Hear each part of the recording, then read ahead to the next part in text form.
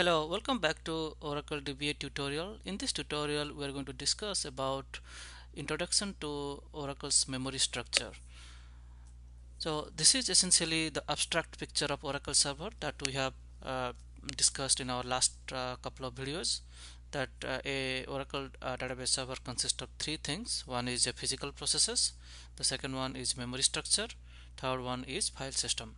In our last couple of videos, we have already discussed about how the file system looks like, and then how what are different types of files and all this thing.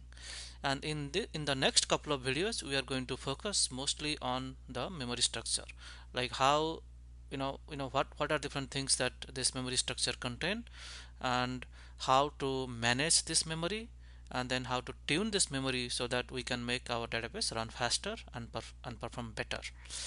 So this is the goal of next couple of videos. So the memory structure that you have seen here is what I'm showing here is consist of three parts. The part one, so let's write it down. So memory structure, the first one is called shared global area, okay, or in short it's called SGA.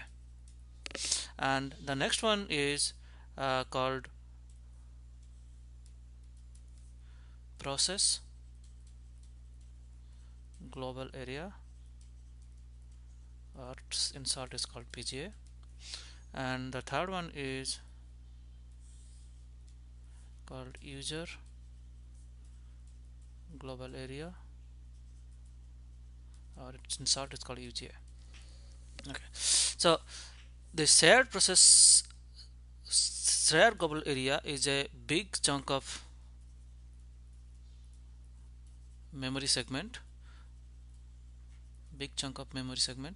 which all the Oracle process can access at any point of time. So that means whenever let's say, like, let's try to redraw the diagram whatever we started before. Like, so let's say here is a listener. So whenever a client request comes, the listener is going to fork a process called dedicated server process, right? So this is a dedicated server process, and then again another client comes C2, and then listener is going to process fork another dedicated server, or DS2. So let's say this is called DS1, right? So this dedicated server process DS1 and DS2 can access to this chunk of memory which is called shared SGA.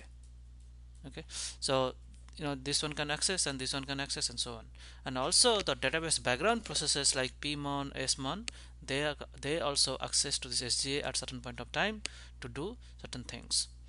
All right, so this is what is the concept of shared global area. And next one is called process global area. So process global area is something like whenever you write a simple C program, right? So let's say I write a C program, something main and then int C, and then something like that, right? So what happens is that this, like, whenever you run this program on your server or your machine, it is going to take some memory in the RAM on from your computer memory. Like, this int C will be stored somewhere, right? So that is what is that is called the process memory of this C program. As you know that Oracle is this dedicated server 1, dedicated server 2, these are all written on C. So therefore the same thing is going to happen, that these processes is going to will consume some memory on the server, and that memory is called program global area, or PGA. Then the user global area is that, like, let's say this user C1 is going to open some cursor, or this C1 is going to write a select statement which is going to sort, that means select star from EMP order by something, or this this C1 is going to give a group by clause in the select in the query. So in that case it requires additional space or additional memory on which it is going to do those sorting, or it is going to fetch those cursors and all this thing. So therefore that part is called UGA, or this is users, this is sessions memory or sessions memory, right? So whatever memory I need for my user session, those things would be reported as a part of your user global area or UGA. So here is the common thing. So here is the summary that shared, as the name says, that this can be shared across different processes, whereas PGA is private to the the process, and UGA is the private to the session or to the user sessions. Okay, so if you understand this, then let's go to this diagram. In a dedicated server processes, actually the UGA lies inside the PGA. That means whenever in a dedicated server, whenever the client C1 comes, we are going to create a dedicated server process DS1, right? And then that dedicated server process is only serving to this client.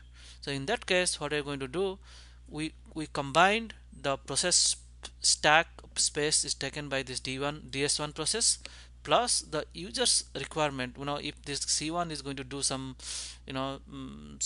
some kind of order by clause or something, then those things will be part of your PGA.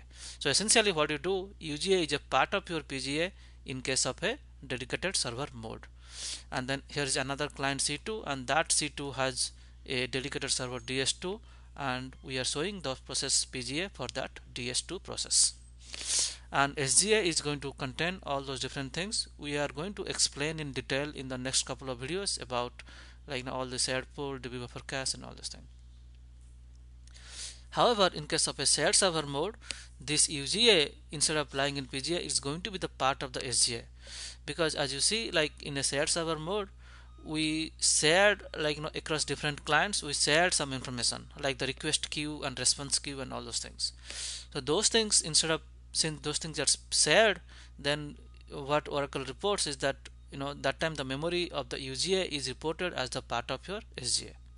Alright, so therefore essentially we have two things. We have SGA or a PGA, and this PGA, these are the memory structure, and then PGA, and then is another thing, UGA. But UGA is a part of the PGA in case of a dedicated server mode. In case of a shared server mode, SGA contains the UGA, and then we have just PGA. Okay, so this is how the memory structure is aligned, and we are going to discuss more in detail about the intricacies of all these different area of this memory structure in our next set of videos.